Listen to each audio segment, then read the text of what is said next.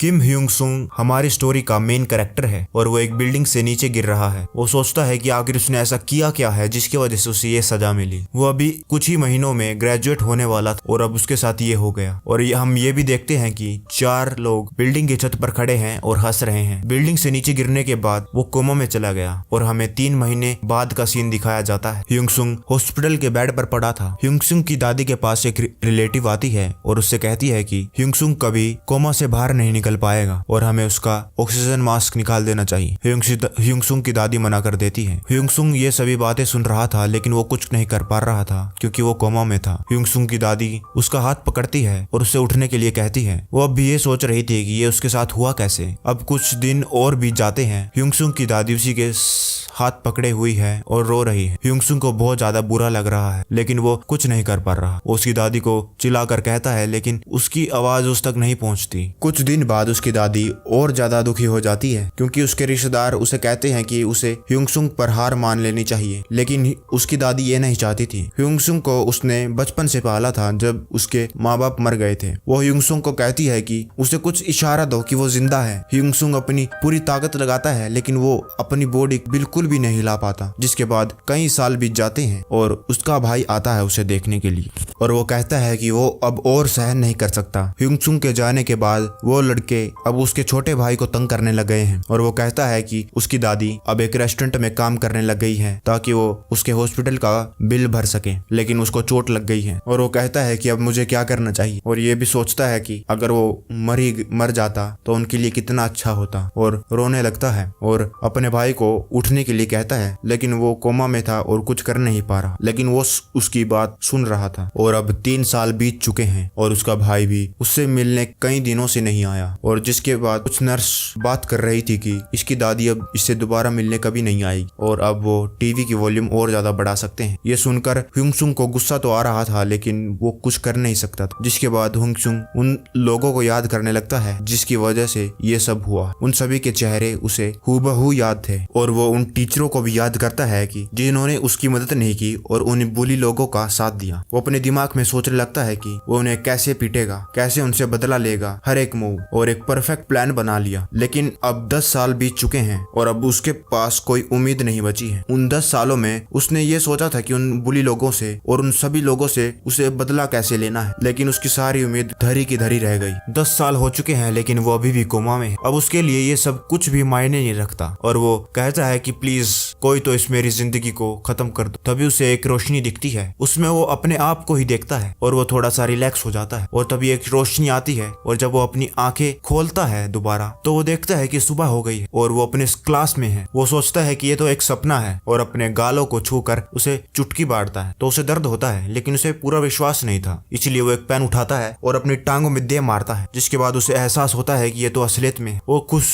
हो ही रहा था तभी पीछे से एक बुली की आवाज आती और वो एक लड़के को बुरी तरह से मार रहा था और उस बुली को देखकर उसे सब कुछ याद आ जाता है कि कैसे उसने और उसके दोस्तों ने मिलकर उसे कोमा में भेजा, जिसकी वजह से उसके छोटे भाई और उसकी दादी माँ को कितना कुछ सहना पड़ा। वो उसके पास जाता है और उसे रुकने को कहता है लेकिन वो बुली उसी से कहता है चला जा यहाँ से, पीटना चाहता है। वो अपनी बात पूरी कर भी नहीं पाया कि ह्यूंग सुंग ने उसके मुंह पे मुक्का दे मारा क्योंकि 10 सालों से जब वो कोमा में पड़ा था और सिर्फ बदला लेने के बारे में सोच रहा था और जब उसे वो मौका मिला है तो उसे कैसे जाने देता। फिर हमें बताया जाता है कि जब वो कोमा में नहीं गया था उस दिन आखिर हुआ क्या था। ये बोली उस बुली का नाम पार्क है और उसे एक गेम खेलना बहुत पसंद है, इसीलिए वो इस क्लास के टॉपर के पास गया। उसे लगा कि वो क्लास का टॉपर है तो ये गेम खेलने में भी अच्छा होगा और उससे वो गेम अपने अकाउंट से खिलाने लगा। जिसके बाद उस टॉपर को जबरदस्ती उसके लिए गेम खेलनी पड़ी और इसी की वजह से उस क्लास का टॉपर धीरे धीरे नीचे गिरता गया और उसके मार्क्स भी बहुत कम आने लगे। और ह्यूंग सुंग ने ये पहली बार अपनी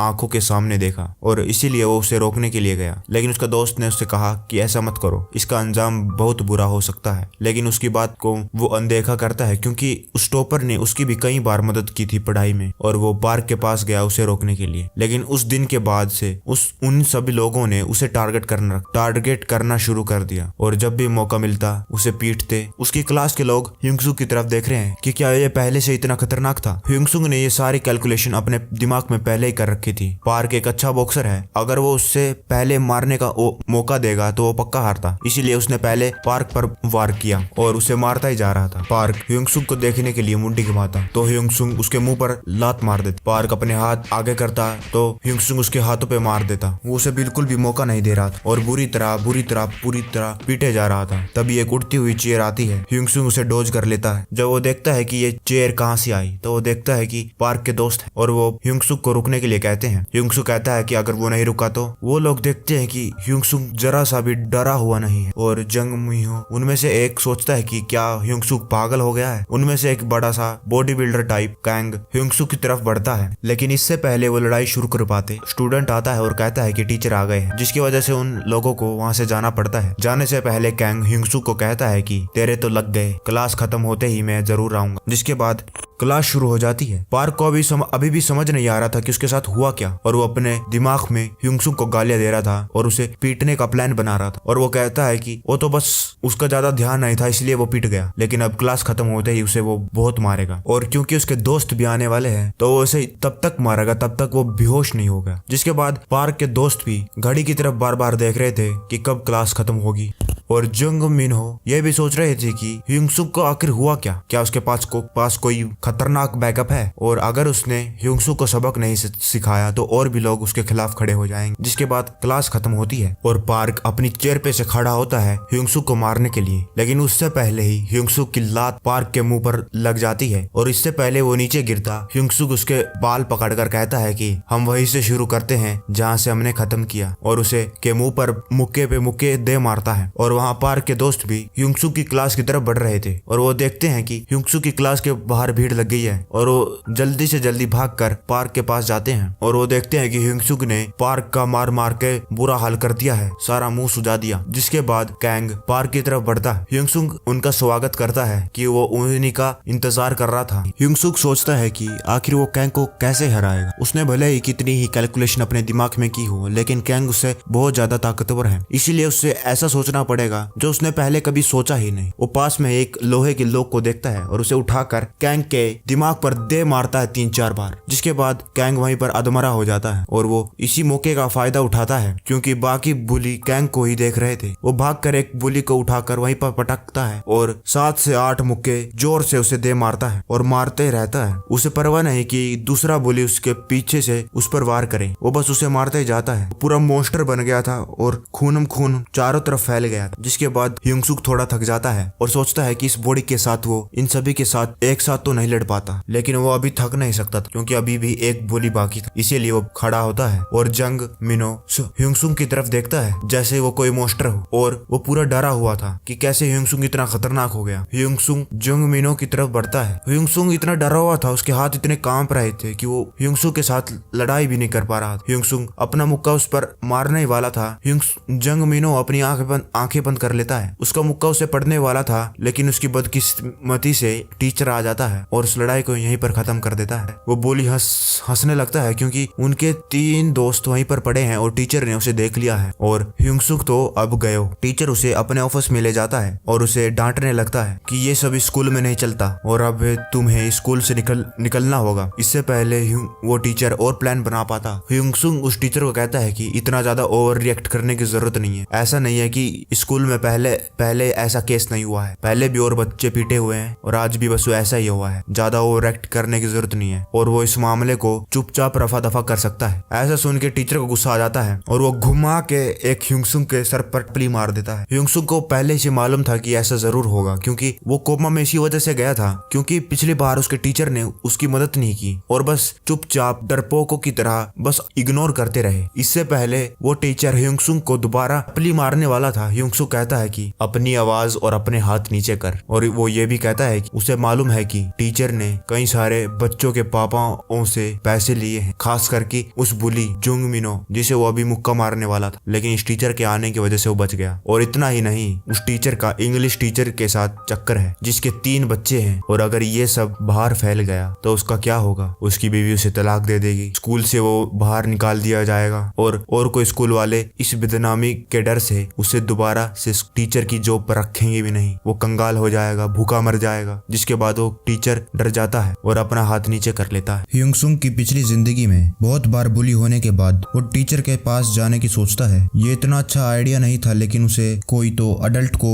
इस बारे में बताना था। टीचर को बताने के बाद टीचर पार्क और उसके बुली दोस्त को बुलाता है, जिसके बाद पार्क कहता है कि वो तो बस मजाक कर रहे थे और इसीलिए टीचर भी उन्हें छोड़ देता है। लेकिन ह्यूंग-सुंग डरा हुआ और पूरा पसीने में, क्योंकि उसे मालूम था कि उसके साथ अब आगे होगा क्या। टीचर के कमरे से बाहर आने के बाद वो बुली लोग बहुत ज्यादा गुस्से में थे, क्योंकि जो ह्यूंग-सुंग ने किया है, और वो ह्यूंग-सुंग को स्कूल के पीछे ले जाते हैं और वहीं पर पीटना चालू कर देते हैं। और ह्यूंग-सुंग टीचर को गाली देता है कि टीचर ने उसकी बात नहीं सुनी और इनके बुली की बातों पर यकीन कर लिया। और वो पीट रहा था जब खिड़की में देखता है कि टीचर वहीं पर खड़ा होकर उन्हें देख रहा है। ह्यूंग-सुंग को लगा कि अब टीचर जरूर उसकी मदद करेगा, लेकिन वो गलत था। टीचर बस उन्हें देखकर वहां से चला जाता है और फिर उसे पता चलता है कि उस टीचर तो एक डरपोक है। और कुछ दिनों के बाद उसे पता चलता है कि वो टीचर बच्चों के पेरेंट्स से पैसे लेता था, खास करके जंग मिनहो जो बुली उसे करता है, और उसे तो ये मैटर कभी सोल्व करना ही नहीं था। जिसके बाद वो खुद ही इस मैटर को सोल्व करना चाहता है, और अगर उसे अकेला करना पड़ा तब भी उसे पता है कि वो इस फाइट को जीत नहीं पाएगा, लेकिन फिर भी वो अपना पूरा ट्राई करना चाहता है। इसीलिए उस दिन वो इतना गुस्से में था कि सभी बुलीज को पीट दिया। लेकिन जो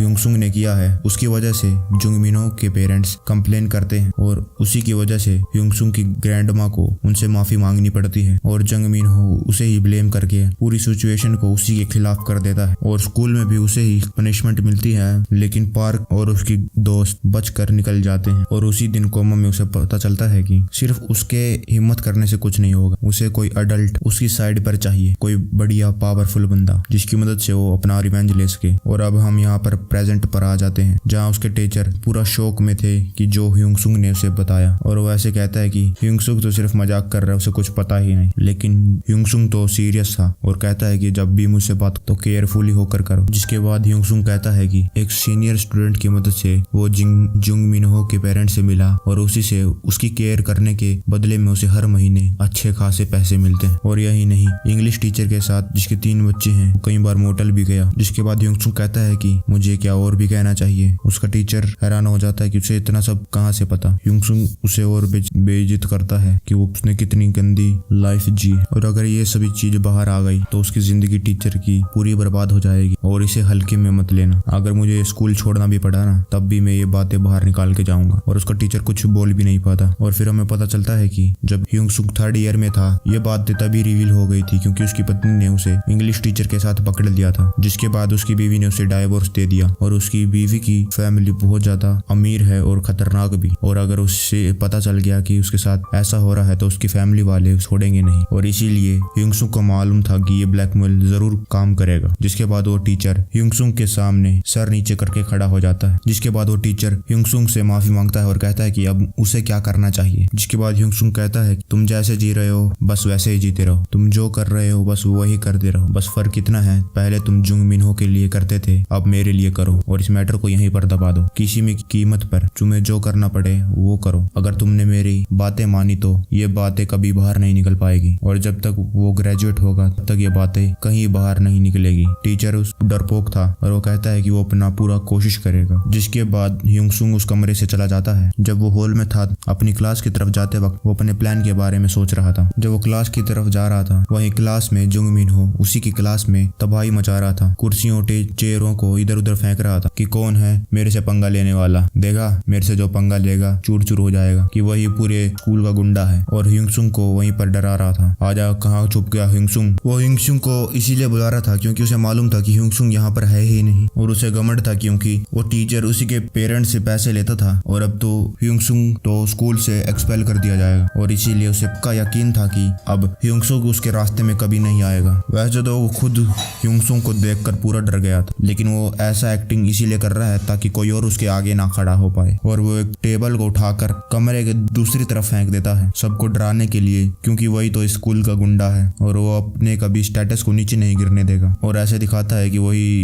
इस स्कूल का सबसे ज्यादा स्ट्रॉन्ग है, और एक कुर्सी पर जाकर बैठ जाता है और कहता है कि ह्यूंग-सुंग ने जो किया वो तो बस एक कोइंसिडेंस था, और अब ह्यूंग-सुंग उसके सामने आया ना तो उसे वो छोड़ेगा नहीं और उसे आसानी से पीट देगा। इससे पहले वो अपने आप को और ऐसी बातें कर पाता, ह्यूंग-सुंग क्लास का गेट खोलता है और उसे बाहर बुलाता है। जंग मिनहो उसकी आवाज सुनकर देखकर डरने लगता है कि ये क्या, और ह्यूंग उसके पास आता है और कहता है कि हमें वो खत्म कर देना चाहिए जो हमने शुरू किया था। ह्यूंग उसकी तरफ बढ़ने लगता है। जुंगमिनो सोचता है कि अब तो वो गए, और ह्यूंग का एक मुक्का आकर जुंगमिनो के मुंह पर लगता है और वो जमीन पर जाकर पड़ता है। और जब जुंगमिनो ह्यूंग को देखता है, वो देखता है कि एक डीमन उसकी तरफ बढ़ रहा है, लेकिन इससे पहले वो और कुछ कर पाता ह्यूंग की लातें जुंगमिनो की तरफ बढ़ चुकी थी। इससे पहले कि वो बेहोश हो पाता, ह्यूंग जुंगमिनो को अपने फेस के पास लाता है और उसे और ज्यादा मारता रहता है। वो इतना मारता है कि वो कुछ कह भी नहीं पा रहा था और किसी को मदद के लिए बुला भी नहीं पाता। ह्यूंग उसे पीट कर बहुत मजे ले रहा था और जुंगमिनो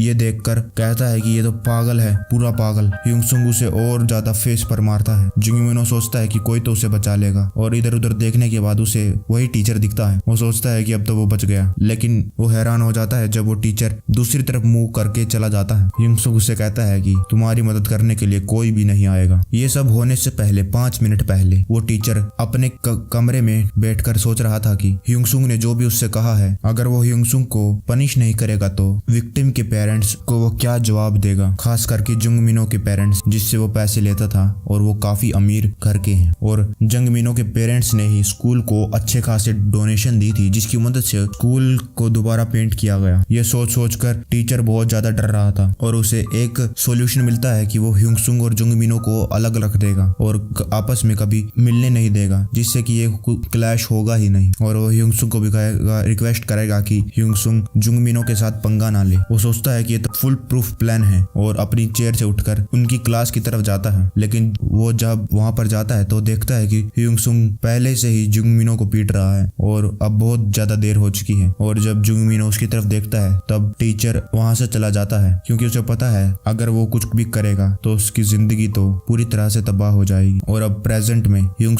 जुंगमिनो को चांटे पे चांटे पेल रहा है और अभी भी उसका मन नहीं भरा। वो अभी भी बहुत ज्यादा गुस्से में है। वो सोच रहा है कि कितने सालों तक उन लोगों ने उसे बुली किया, और अब वो आखिरकार जुंगमिनो का सूजा हुआ मुंह देखकर उसे छोड़ देता है ताकि कहीं वो एक दो और खाकर मर ना जाए। उसके बाद वो अपनी सीट पर जाकर बैठ जाता है और जुंगमिनो को देखता है। अगर ह्यूंग चाहता तो उन लोगों से के साथ पंगा ना लेकर अपनी पीसफुल लाइफ जी सकता था, लेकिन इतने सालों से अपने अंदर की जो भावनाएं उसके अंदर दबी थी और उनसे पंगा लेने का, उनसे रिवेंज लेने का जो मकसद था वो इतना ज्यादा था कि उसने आते ही पार्क को मार दिया और फिर जुंगमिनो के साथ भी पंगा ले लिया। उसे अब कोई डर नहीं है क्योंकि उसके पास एक फुल प्रूफ प्लान है, और वो सोचता है कि प्रिंसिपल उससे जरूर पंगा लेगा और उसे अच्छी खासी पनिशमेंट देगा। और बहुत सारे विटनेस लोगों ने उसे देख लिया है जुंगमिनो को मारते हुए, और अब वो इसे नहीं रोक पाएगा अगर वो चाहेगा भी तो। और अगर वो इस छोटे से स्कूल को भी नहीं संभाल पाता तो वो अपने रिवेंज को कैसे पूरा करेगा। जिसके बाद प्रिंसिपल एक मीटिंग बुलाता है और ह्यूंग सामने वाली चेयर पर बैठा हुआ है और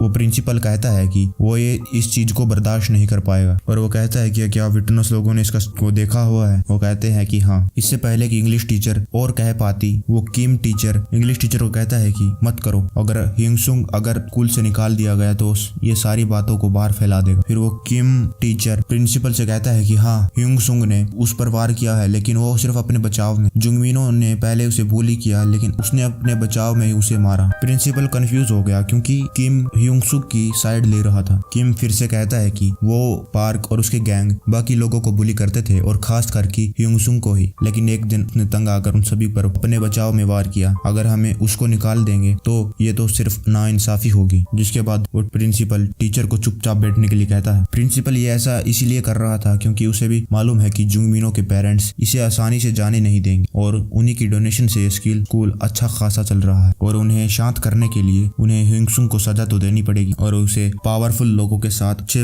रिलेशन बना के रखने पड़ेंगे। और ह्यूंग को प्रिंसिपल 1 हफ्ते के लिए सस्पेंड कर देता है और कहता है कि 1 हफ्ते बाद तुम अपने किसी पेरेंट्स को मीटिंग के लिए लेकर आओ और उसका फैसला उस दिन ही होगा। ह्यूंग को पता था कि यही होगा और इसीलिए वो खुश हो जाता है और वो खड़ा होकर चला जाता है। जिससे पहले किम वही टीचर ह्यूंग के पास आता है और कहता है कि मैंने अपनी पूरी कोशिश की। ह्यूंग कहता है कि हाँ, मुझे मालूम है तुमने अपनी पूरी कोशिश की, लेकिन जब तक मैं स्कूल में हूँ तुम्हें हमेशा मेरी साइड लेनी होगी, और अगर तुम इसमें फेल हो गए तो मैं तुम्हारी तो लाइफ बर्बाद करूंगा ही, खासकर उस इंग्लिश टीचर की। तो तुम्हें जो भी करना पड़े करो, बस मेरी साइड कभी मत छोड़ो। और मैं वादा करता हूँ जब तक मैं स्कूल में हूँ तब तक ये बातें कहीं बाहर नहीं निकलेगी। जिसके बाद और वो वहाँ से चला जाता है। ह्यूंग अपना अपना क्लास में से बैग उठाकर वहां से चला जाता है और अपने घर जाता है, जहां वो अपनी दादी माँ को पुकारता है, लेकिन उसकी दादी माँ वहां पर नहीं थी क्योंकि वो एक पार्ट टाइम जॉब पर गई। उसका घर बहुत ज्यादा आलीशान था, लेकिन उसके कोमा में जाने के बाद उसकी दादी माँ को वो घर बेचना पड़ा उसके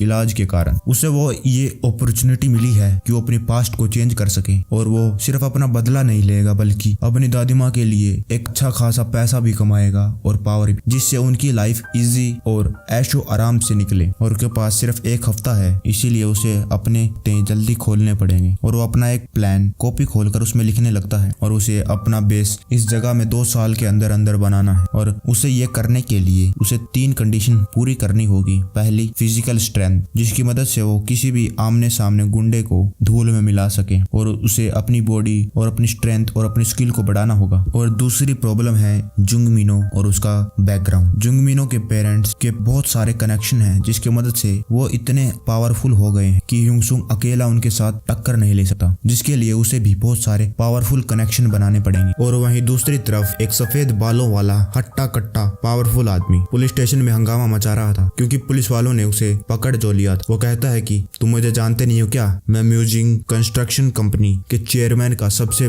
बड़ा लड़का हूँ। हाँ, और पुलिस वालों को भी ये अच्छी तरह से मालूम था कि अगर उन्होंने कुछ भी गलती करी तो वो उनका करियर मिट्टी में मिला सकता था, लेकिन उनके पास भी कोई और चारा नहीं था क्योंकि उसके खिलाफ FIR जो दर्ज हो चुकी थी और उन्हें रूल्स को फॉलो करना पड़ेगा। अगर नहीं किया तब भी उनकी नौकरी चली जाएगी। और गु चैंग को भी गुस्सा आ रहा था क्योंकि वो बदमाश लोग ने उससे पहले पंगा लिया और वो इतने ज्यादा कमजोर थे कि एक ही मुक्के में हॉस्पिटल जाना पड़ा उन लोगों को। पहले तो उन्होंने पंगा लिया और फिर हॉस्पिटल जाकर मेरे लिए मुसीबत खड़ी कर। और उसे भी पता है कि ये मैटर बहुत ज्यादा सीरियस हो गया क्योंकि अभी हाल में ही उसके पापा ने एक अनाउंसमेंट करी कि उसके बाद उसकी गद्दी कौन संभालेगा, उसका बड़ा बेटा या छोटा बेटा। एक लड़ाई उसके बीच जो कि 12वीं पास है और हमेशा लड़ाई में उलझा रहता है, और दूसरी तरफ उसका भाई बड़ी यूनिवर्सिटी से ग्रेजुएट है और एक बड़ी परिवार की लड़की से शादी भी कर रखी है 3 साल पहले। और उसी की वजह से उसके भाई के पास ज्यादा चांस है कि वही चेयरमैन बने, और अगर ये केस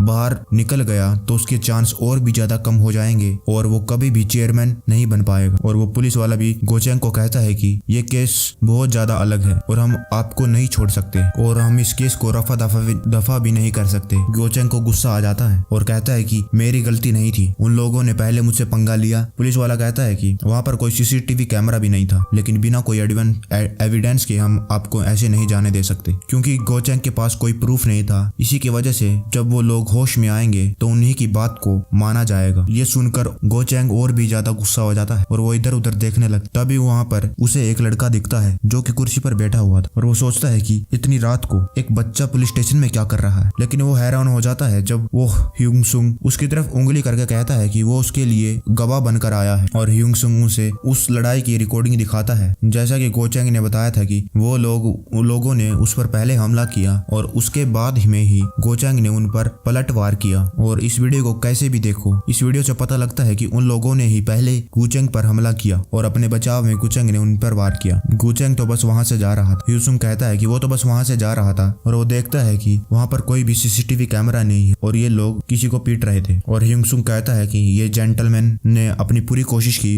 उन लोगों से बचने के लिए, लेकिन वो लोग फिर भी नहीं माने और इस पर हमला करते रहे। और इसी की वजह से इन जेंटलमैन के पास कोई और चॉइस नहीं थी बस उन पे हमला करने की। क्या ये कोई गलत बात है अपने बचाव में उन और लोगों को पीटना? ये तो बस इतने ज्यादा शक्तिशाली हैं कि एक ही मुक्के में उन सभी को ढेर कर दिया। गोचेंग भी ह्यूंगसुंग के कंधे पर हाथ रख लेता है और कहता है कि ये सही कह रहा है। जिसके बाद उन पुलिस वालों के पास और कोई चारा नहीं था गोचेंग को जाने देने के लिए, लेकिन वो अपने आप को बचाते हुए कहते हैं कि हमें माफ कीजिएगा सर, हमें मालूम नहीं था कि उन्होंने आप पर पहले हमला किया। और वो कहते हैं कि जब वो होश में आएंगे तब हम आपको बता देंगे। जिसके बाद गोचेंग कहता है कि तो मैं इतनी देर से क्या झूठ बोल रहा था। जिसके बाद गोचेंग पुलिस वालों को कहता है कि तुम्हारा फ्यूचर तो बहुत ब्राइट है, मैं तुम्हें बहुत ज्यादा आगे जाते हुए देख सकता हूँ। उसके बाद ह्यूंगसुंग और गोचेंग पुलिस स्टेशन के बाहर आ जाते हैं और गोचेंग ह्यूंगसुंग को कहता है कि अगर तुम नहीं होते तो मैं बहुत ज्यादा मुसीबत में फंस सकता था। इसीलिए गोचेंग उसको बहुत सारे पैसे देता है और ह्यूंगसुंग भी बिना कुछ सोचे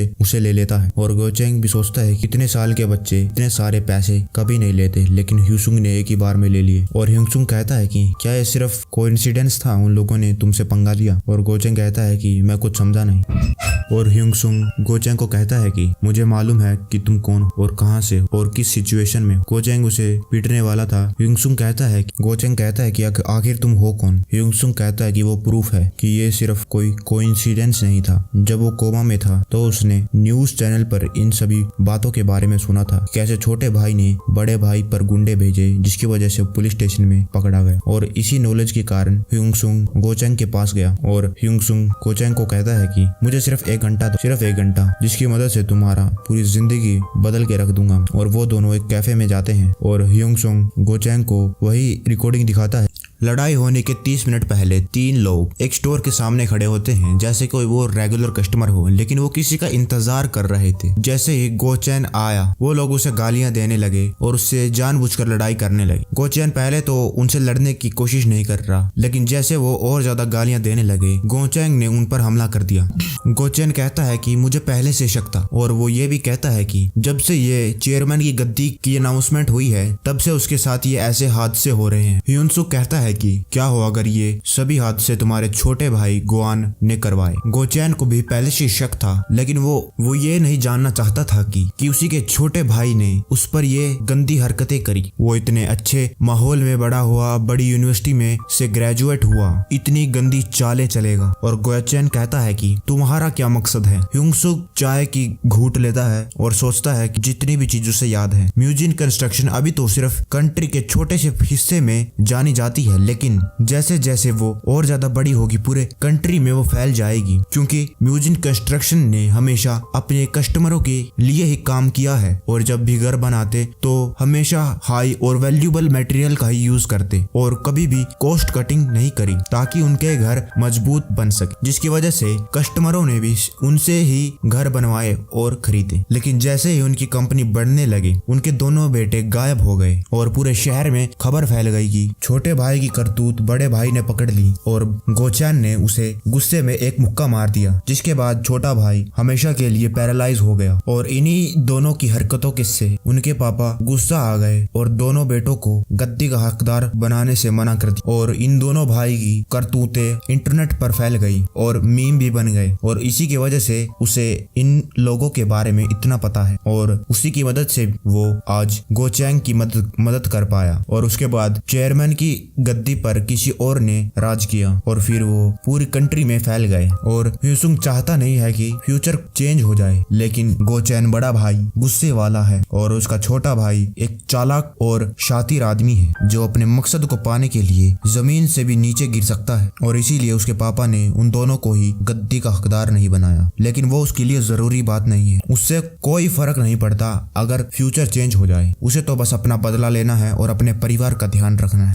और ह्यूंगसुक कहता है कि मैं तुम्हारी मदद करूंगा चेयरमैन बनने में और तुम्हारा बदला लेने में भी गोचेन से। गोचेन उसकी बातें सुनकर हंसने लगता है कि ऐसे छोटा सा बच्चा मेरी मदद करेगा। और ह्यूंगसुक कहता है कि मुझे मालूम है कि कई सारे लोग तुम्हारी मदद कर रहे हैं चेयरमैन बनने में, लेकिन मुझे ये भी मालूम है कि वो सिर्फ तुम्हारे कानों में अच्छी बातें डाल रहे हैं और मैं तो सिर्फ एक हाई स्कूल का स्टूडेंट होकर तुम्हारे छोटे भाई की करतूत को पकड़ सकता हूँ, लेकिन वो तुम्हारे साथ होकर कुछ भी नहीं बता पाए क्योंकि वो लोग तो तुम्हारे छोटे भाई की ही तरफ हैं, बस तुम्हारे कान भरने में के लिए भेजे हुए हैं। ह्यूंगसुक कहता है कि मैं नहीं चाहता कि तुम मुझ पे बिलीव करो, मुझे तो सिर्फ एक मौका चाहिए ताकि मैं एक रिलेशनशिप बना सकूं तुम्हारे साथ, सिर्फ ट्रस्ट पर। गोचेन बाहर जाकर सिगरेट जलाकर सोचने लगता है कि उसे क्या करना चाहिए। तभी उस कैफे का ओनर आता है कि यहाँ पर सिगरेट मत पियो, जिसके बाद गोचेन गुस्सा हो जाता है और कहता है कि यहाँ से चला जा वरना मैं इस कैफे को ही डिस्ट्रॉय कर दूंगा, जिसके बाद वो भाग जाता है। और ह्यूंगसुक उसे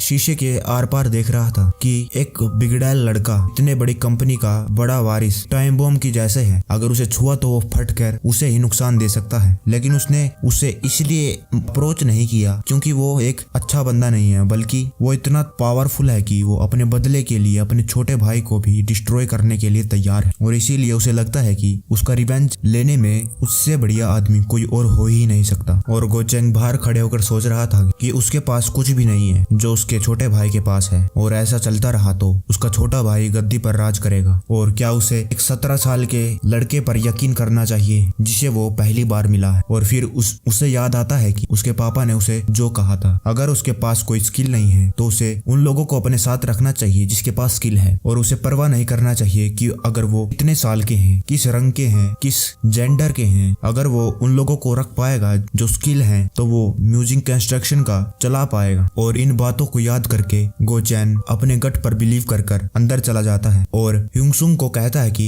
पहले मैं तुम्हारा प्लान सुनूंगा और उसके बाद ही हाँ करूंगा। और वहीं उसका छोटा भाई गुआन ये बात सुनकर गुस्सा हो जाता है और अपना फोन नीचे दे मारता है कि उसका बड़ा भाई पुलिस स्टेशन से बच गया, कि उसने इतना घटिया प्लान बनाया। और फिर वो थोड़ा शांत हो जाता है क्योंकि उसके पास अभी भी चांस है उसके भाई से बहुत ज्यादा, और ऐसा ही चलता रहा तो वही गद्दी पर राज करेगा। इससे पहले वो और कुछ सोच पाता उसके पास एक और फोन आता है कि उसकी वाइफ ने ह्योंगसंग के ऑफिस में जबरदस्ती घुस गई है। और वहीं दूसरी तरफ ह्योंगसुंग भी गोचैन को अपना प्लान बता रहा था कि उसे रियलिटी पर भरोसा करना पड़ेगा। और वो गोचैन से पूछता है कि उसमें और उसके छोटे भाई में किसके ज्यादा चांस है गद्दी पर राज करने की। गोचैन कहता है कि ऑफ कोर्स मेरा छोटा भाई के, क्योंकि मैं तो सिर्फ 12वीं पास हूँ और वो तो बहुत बड़ी यूनिवर्सिटी से MBA का कोर्स करके ग्रेजुएट हुआ है, और उसकी वाइफ भी बहुत बड़ी फैमिली से आई है। और ह्यूसुंग कहता है कि गोआन ने पहले से ही ये प्लान बना रखा था कि गद्दी पर वो ही राज करेगा, और इसीलिए इतने बड़े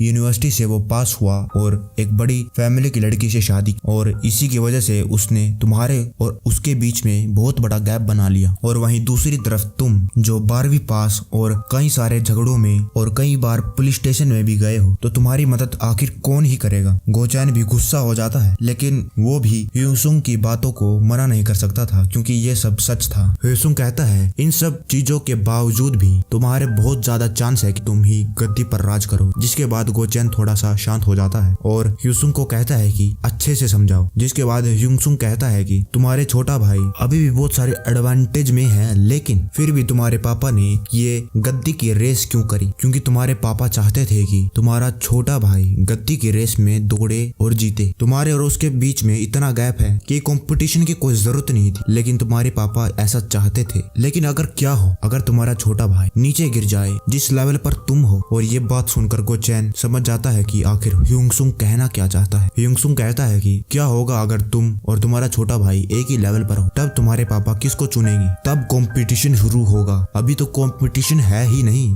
गोचैन अब ह्यूंगसुंग की मदद के लिए हाँ कर देता है और ह्यूंगसुंग उसे बताता है कि उसे क्या करना चाहिए। अगर उसे ये गद्दी की दौड़ में जीतना है, उसको 3 चीजें चाहिए। पहली है बैकग्राउंड, और उसमें ये पहले ही हार चुका है क्योंकि जब उसका छोटा भाई गोआन बिजी था और लोगों के साथ कनेक्शन बनाने में कई सारी पावरफुल फैमिलीज के साथ, और तब हमारा गोचैन कनेक्शन बना रहा था रेड लाइट एरियाओं की लड़कियों के साथ। और दूसरा है रेपुटेशन, और हमें गोचैन के रेपुटेशन के बारे में तो बताने की जरूरत ही नहीं है क्योंकि उसके पास है ही नहीं। तो बचे हैं सिर्फ तीसरी चीज के साथ, एबिलिटी। गोचैन जब वुमेन और अल्कोहल के साथ था तब गोआन बिजनेस में अपनी कई सारी डील क्रैक कर रहा था। गोचैन को कुछ अलग करना पड़ेगा और उसे उसके छोटे भाई से बहुत ज्यादा अच्छा करना होगा। गोचैन थोड़ा सा नाराज हो जाता है ये सुनने के बाद, क्योंकि उसे ह्यूंगसुंग की बात बुरी लग गई और वो दूसरी तरफ मुंह करके देखने लगा। और ह्यूंगसुंग कहता है कि अब से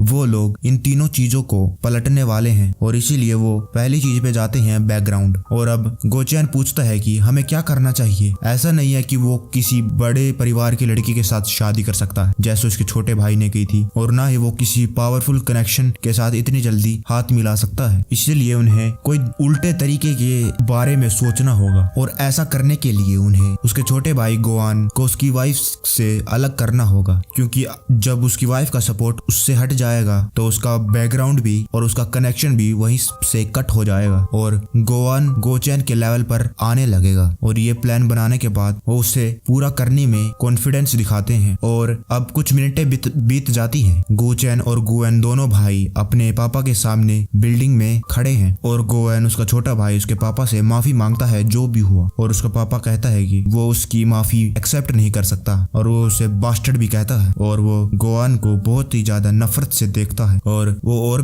ये भी कहता है कि उसने उसके ससुर से भी बात करी है और उसने कहा है कि वो गोआन को लेसन सिखाएगा करेगा ताकि ये दोबारा ना हो और बातें डिवोर्स तक ना बढ़ पाए। और गोवान की वाइफ ने गोवान से कहा है कि वो कुछ दिनों के लिए उससे अलग रहेगी और वो कैसे उसे मनाएगा। और गोवान उसके पापा से दोबारा माफी मांगने लगता है, लेकिन वो दोबारा से गुस्सा हो जाता है कि उसकी कोई जरूरत नहीं है और मैंने तुमसे पहले भी कितनी बार समझाया है कि जब एक आदमी अपने औजार के साथ खेलने लगता है तब उसका परिवार खतरे में आ जाता है और गिरने की कगार पर होता है। और अगर तुम उस बिच के साथ ऐसे ही खेलते रहोगे तो इससे अच्छा है कि तुम गुचैन की तरह सिंगल रहो। और उसके बाद उसके पापा गुचैन से कहते हैं कि तुम्हारे साथ क्या हो रहा है, पुलिस स्टेशन में बार बार अंदर बाहर क्या हो रहा है। और उसके पापा को यकीन था कि वो दोबारा से यही कहेगा कि उसकी कोई गलती नहीं है, लेकिन उसे ये भरोसा नहीं था कि गुचैन ये कहेगा। जब वो कैफे में था, ह्युंगसुंग ने गुचैन से कहा था कि गुचैन को लगा कि ह्युंगसुंग उसे कहेगा कि उसे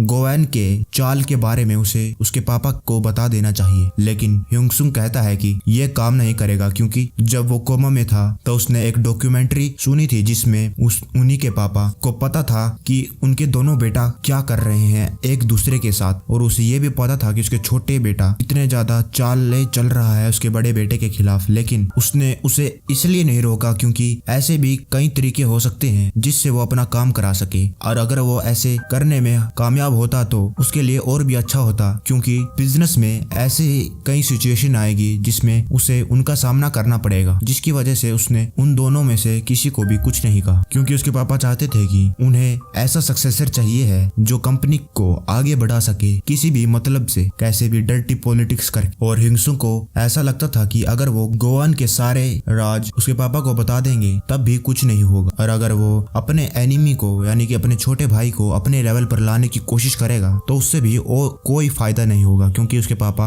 किसी और को चेयरमैन बना देंगे। और इसीलिए गुचैन को एक ऐसा एक्टिंग करना पड़ेगा जैसे कि वो चेयरमैन के पद के लिए सबसे बढ़िया कैंडिडेट है। उसे ऐसा दिखाना होगा कि वो बदल गया है। और इसीलिए ह्युंगसुंग गुचैन को कहता है कि उसे क्या करना चाहिए। और हम वहां पर आ जाते हैं और गुचैन अपने पापा से कहता है मुझे माफ कर देना, आगे से ये दोबारा कभी नहीं होगा। और वो अपने पापा के सामने और भी ज्यादा झुक जाता है, क्योंकि उसे मालूम था सिर्फ बातों से काम चलने वाला नहीं है, उसे और ज्यादा झुकना पड़ेगा। और वो ये भी कहता है कि जो भी हो, लेकिन इतनी बड़ी कंपनी के बड़े बेटे को इन सब मामलों में उलझना नहीं चाहिए था, मुझे माफ कर देना। और अब से वो इन सिचुएशन का ध्यान रखेगा और हमेशा सोच के अपना एक्शन करेगा। और वो अपने पापा को कहता है कि मैं सजा के लिए हकदार हूँ, प्लीज मुझे सजा दें। और इतना सब कहने के बाद पासा पलट जाता है। उसके पापा कहते हैं कि मैंने सुना था कि लड़ाई तो उन बदमाशों ने पहले शुरू करी थी और तुमने तो लड़ाई करने की कोशिश भी नहीं की। और उसके पापा गुचैन के कंधे पर हाथ रखते हैं और कहते हैं कि तुमने बहुत अच्छा किया इस प्रॉब्लम को ठिकाने लगाकर, और मुझे तुम पर प्राउड है। जिसके बाद वो दोनों भाई कमरे के बाहर आ जाते हैं और गुआन गुचैन की तरफ देख रहा है और अपने मन में गाली दे रहा है। और उसे मालूम नहीं है कि उसकी वाइफ को उसके होटल की लोकेशन दी किसने, जिसकी वजह से वो पकड़ा गया। और अगर वो उसे मिल गया तो वो उसे छोड़ेगा नहीं। गुचैन को गोवान की बात कुछ नहीं सुनाई दी, क्योंकि वो तो अभी भी शौक में है, क्योंकि उसके पापा ने जो उससे कहा, क्योंकि उसके पापा हमेशा से उसे डांटते और गालियां देते थे, लेकिन आज पहली बार उसने गुचैन के कंधे पर हाथ रखा और शाबाशी भी दी। और उसने ये पहली बार एक्सपीरियंस किया है और उसे ये हमेशा के लिए होने देना चाहिए। और वो और भी ज्यादा उत्साहित हो जाता है। और कुछ देर बाद गुचैन ह्युंगसुंग के साथ अपनी गाड़ी में है और वो ह्युंगसुंग को उसकी एडवाइस के लिए थैंक यू कहता है, जिसकी वजह से उसके पापा ने उसकी तारीफ की। और अब वो ह्युंगसुंग के हर बात को मानने के लिए तैयार है। और वो ह्युंगसुंग से दोबारा पूछता है कि उसे चेयरमैन बनने के लिए क्या करना चाहिए, क्योंकि वो उसकी हर एक बात को बिना कुछ कहे मानेगा। ह्युंगसुंग कहता है तुम्हें ज्यादा उत्साहित होने की जरूरत नहीं है, क्योंकि अभी तो उन्होंने सिर्फ गोवान को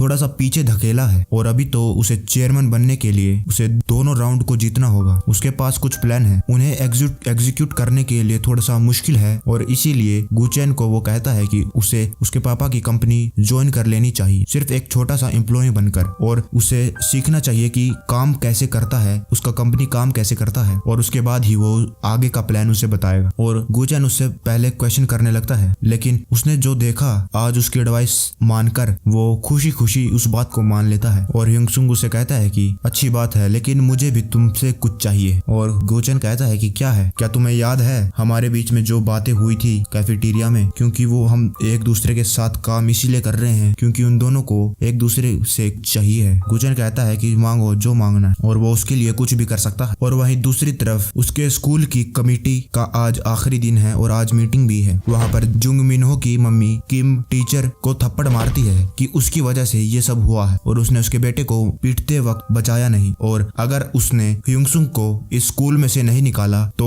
वो उसे ही नौकरी से निकलवा देगी। और टीचर कहता है कि हाँ मैं समझ गया, और जुंग मिनो की माँ वहीं से चली जाती है। उस टीचर को कुछ समझ नहीं आ रहा था, आगे कुआ तो पीछे खाई, उसे समझ नहीं आ रहा कि क्या करना चाहिए। और वो ह्यूंगसुंग के पास जाता है और उससे कहता है कि प्लीज उनसे माफी मांग लो और तुम स्कूल से नहीं निकाले जाओगे और तुम्हारी पनिशमेंट कम हो सकती। और ह्यूंगसुंग कहता है कि उसे माफी नहीं मांगनी और मुझे मालूम है कि जुंग मिनो की माँ तुम्हें तंग कर रही है, और कहता है कि क्या तुम मेरे साथ स्कूल से बाहर निकलना चाहते हो जब तुम्हारे करप्ट पैसे और तुम्हारे अफेयर के बारे में बाहर पता चलेगा। टीचर समझ जाता है कि अगर ह्यूंगसुंग स्कूल से गया तो मैं भी गया, वो गिरा तो मैं भी गिरा। जिसके बाद वो टीचर रिव्यू कमेटी में चला जाता है और वहाँ पर प्रिंसिपल पहले से ही जुंग मिनो की माँ से बातें कर रहा था, और वो प्रिंसिपल जुंग मिनो की माँ से कहता है कि तुम्हें परेशान होने की जरूरत नहीं है और सिचुएशन सवारी हमारे कंट्रोल में है। और वो टीचर उसकी कुर्सी पर जाकर बैठ जाता है घबराते हुए। वो तो गया भाई, उसका कुछ नहीं हो सकता, तो वो या तो करप्ट टीचर होगा या फिर अफेयर के साथ डाइवोर्स के साथ मारा जाएगा, और वो कहीं पर खड़ा ही नहीं हो सकता, एक तरफ कुआ तो एक तरफ खाई। और ये सब वो सोच ही रहा था, एकदम से वो शांत हो जाता है। वो देखता है कि ह्यूंगसुंग के साथ जो गार्डियन आया है, उसके बाद मीटिंग स्टार्ट हो जाती है। प्रिंसिपल कहता है कि आखिर हुआ क्या है, और वो किम टीचर को कहता है कि आखिर हुआ क्या है, जरा अच्छे से बताओ। वो टीचर एकदम से अपनी कुर्सी पे खड़ा होता है और कहता है कि जुंग मिनो और उसके दोस्त पहले ह्यूंगसुंग को बुली करे और उसके बाद ह्यूंगसुंग ने अपने बचाव में उन लोगों को मारा, और यहाँ तो जुंग मिनो ही बुली करता था और आज वो पिट गया है और अब वो विक्टिम बन गया है। जुंग मिनो की माँ हैरान हो जाती है, अभी तो मैं उसको थप्पड़ मार के आई थी और अब इसको क्या हो गया एकदम से। तो हमें पता चलता है कि टीचर ने ह्यूंगसुंग के गार्डियन को देख लिया और उसे पहचान लिया कि ये तो म्यूजिंग कंस्ट्रक्शन कंपनी का चेयरमैन का बड़ा बेटा है। गुचेन तो इतना बड़ा आदमी है और जुंग मिनो की माँ तो उसके सामने चींटी बराबर भी नहीं है, और बिना कुछ समझे इसीलिए वो ह्यूंगसुंग की साइड हो गया। लेकिन उसे ये नहीं समझ में आ रहा था कि इतना बड़ा आदमी ह्यूंगसुंग के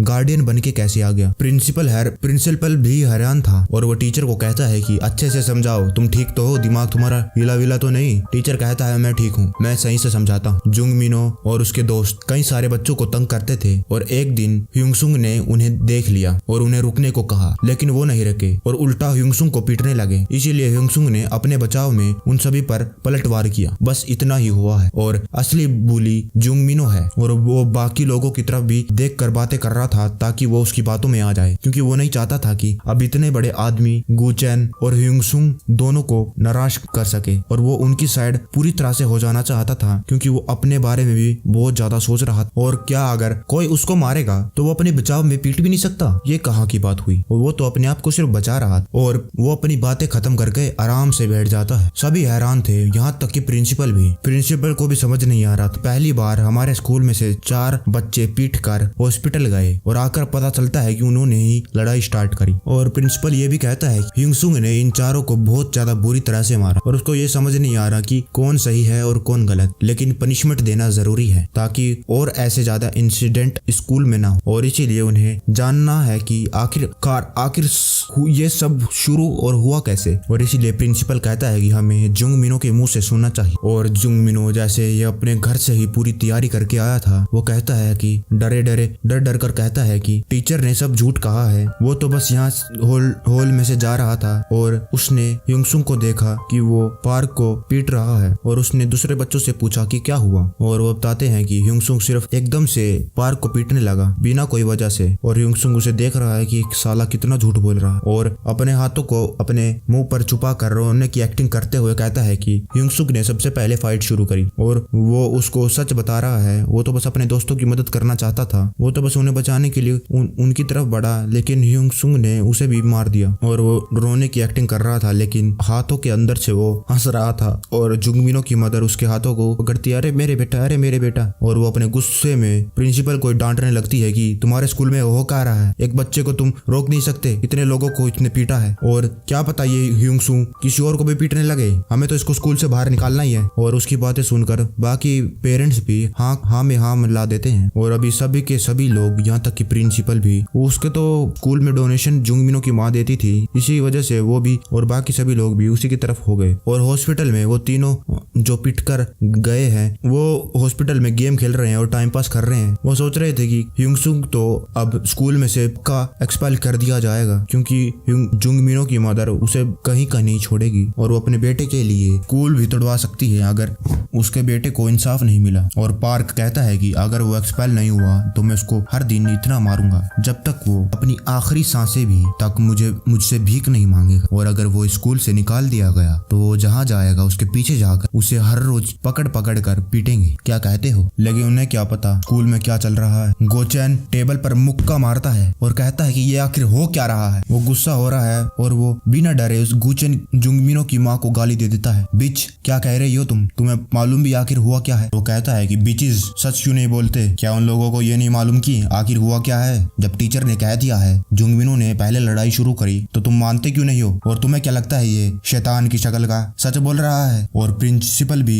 गुस्सा हो जाता है कि ये कैसे बदतमीजी से बात कर रहे हो आप, और हमारे स्टूडेंट को शैतान मत कहो। और गुचेन को तो उससे कोई फर्क ही नहीं पड़ रहा था और वो प्रिंसिपल से कहता है कि आखिर शैतान को शैतान नहीं कहे तो क्या कहें? इसकी शक्ल को देखो, इसकी शक्ल से दिख रहा कितनी शैतानी पक रही है। इसकी शक्ल से देखने से लग रहा है कि और बच्चों को हैरास करता है, उनको बुली करता है और उनका सामान भी लूट लेता है। और वो प्रिंसिपल से कहता है कि आखिर तुम क्यों इसकी साइड ले रहे हो? इसे क्यों बचाना चाहते हो? क्या तुम इतने गधे हो और या फिर तुमने इसकी माँ से पैसे लिए हैं बास्टर्ड? हाँ, मुझे मालूम है कि इतनी सारी एम्बुलेंस आई है इन बच्चों को लेने के लिए, लेकिन ह्यूंगसुंग ने अपने बचाव में उन लोगों को पीटा है और उन्हें इस केस की जड़ में जाना होगा। और क्या तुम जब छोटे थे तुम्हें कोई पीटता था तो तुम ऐसे ही खड़े रहते थे? और इतना सब सुनने के बाद जुंगमिनो की माँ गुस्सा हो जाती है और गुचैन को गाली दे देती है। साले तू है कौन? क्योंकि उसने सुना था कि ह्यूंगसुंग के तो माँ बाप है ही नहीं, तो ये साला है कौन? गुचैन बस शैतानी स्माइल दे रहा था क्योंकि वो अब जुंगमिनो की माँ की तो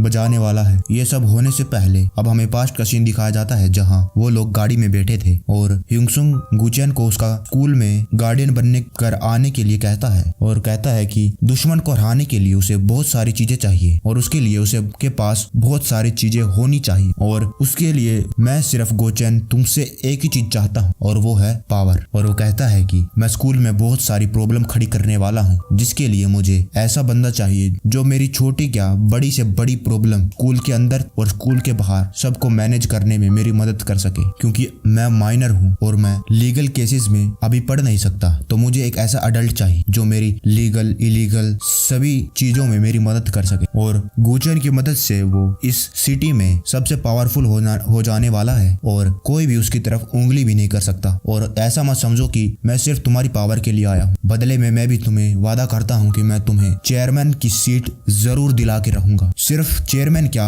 उससे भी ऊपर ले जाने वाला हूँ। गुचैन कहता है कि उसकी तुम्हें कोई जरूरत नहीं है परेशान होने की, क्योंकि मैं ऐसी चीजों में बहुत ज्यादा माहिर हूँ। तुम किसी को मारो पीटो या काट डालो, तुम्हें उसकी चिंता करने की जरूरत नहीं है। और अब हम प्रेजेंट में आ जाते हैं और गुचैन कहता है कि मैं हूँ ह्यूंगसुंग का कस्टोडियन और एल्डेस्ट सन म्यूजिन कंस्ट्रक्शन कंपनी का के चेयरमैन का।